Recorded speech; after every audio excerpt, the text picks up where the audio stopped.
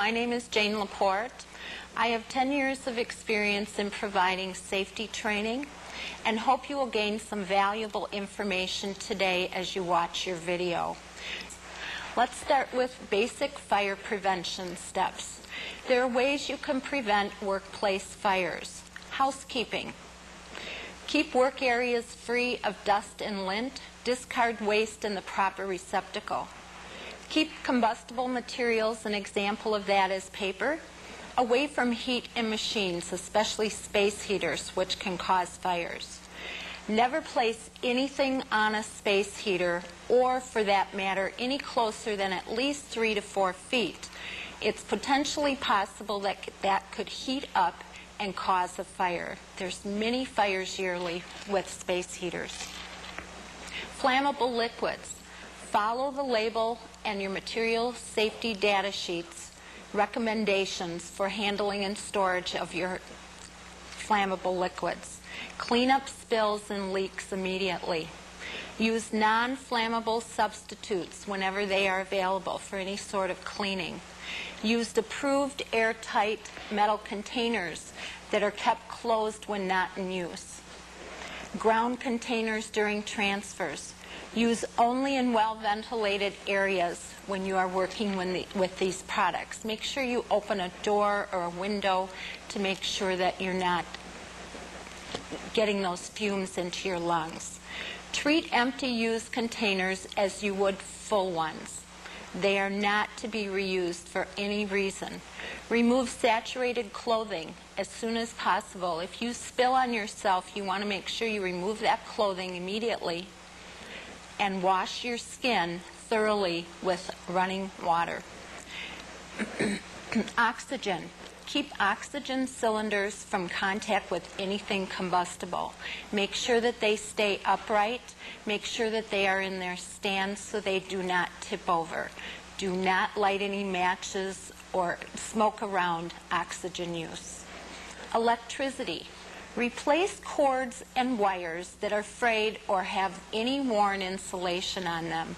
Do not overload your circuits, motors, fuses, or outlets. Don't hook up 4 or 5 extension cords together because you want to have something running in a different area. You need to talk to your employer and maybe they need to put a new receptacle in. Don't let heating equipment or machinery run overnight if unattended. Keep machines and motors clear of dust and grease. Fuel and ignition sources. Smoke only where permitted in your facility.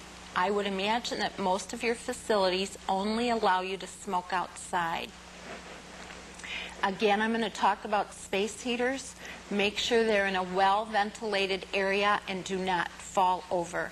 In case of a fire, keep fire alarms, exits, aisles, and sprinklers clear so you can get out, your residents or patients can get out, and the fire people can get in. How should you prepare for an emergency evacuation? Know how to recognize and turn in an emergency alarm in your facility. Know your responsibility under your emergency response plan. Act quickly when you hear an alarm or someone would yell fire. You might hear one of your residents or one of your coworkers yell fire in another room. You don't want to ignore that. You need to react right away. Turn off any equipment you are using. Close windows or doors not needed for escape.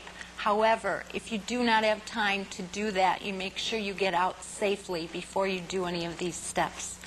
Alert other employees to the emergency. If someone is in the lower level or basement, if your facility is a private home type of facility, make sure that they are aware that there is a fire. Leave the area out your assigned exit. If you are supposed to go out the front door with certain residents or patients, make sure that that's where you go to meet. If your exit is not safe to go out, take the nearest, safest exit to get out of. Do not go out the one who may put you in danger. Don't block the path of emergency response crews or vehicles. so you want to make sure they can get up close to your facility. Stay in your assigned place so the emergency medical personnel can count you, because they will take a count, and that's how they will know that you have gotten out safely. Follow all instructions given to you by your employer or the emergency personnel that come on. Now we will talk about fire extinguishers, different types and uses. There is some confusion with this, and hopefully I can help you understand. A Class A fire extinguisher is to be used on fires involving paper, cloth, trash, wood, any other kind of combustible like that.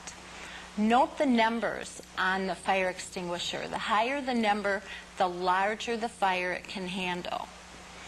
Be careful not to blow burnables and create a larger fire. If you blow on a fire trying to blow it out, you're actually giving it more oxygen, which will cause it to be more combustible. A Class B fire extinguisher is to be used on fires involving such gases and flammable liquids as grease, oil, or any other kind of solvents you might be using for cleaning. Note the number again. They tell the square foot area that the fire extinguisher can handle. Class C fire extinguishers use on fires involving or surrounding any electrical equipment. Never ever use water on an electrical fire. It can actually cause more problems, and you actually could become electrocuted. A Class D fire extinguisher is to be used on combustible metal fires. You probably would not have one of those in your facility. And then the most common in the facilities are the ABC or the BC combination fire extinguisher. And I would like to show you what more of a basic home type of fire extinguisher is. It may be hard to see on the camera, but there are the letters ABC down here, so you want to look in your facility what type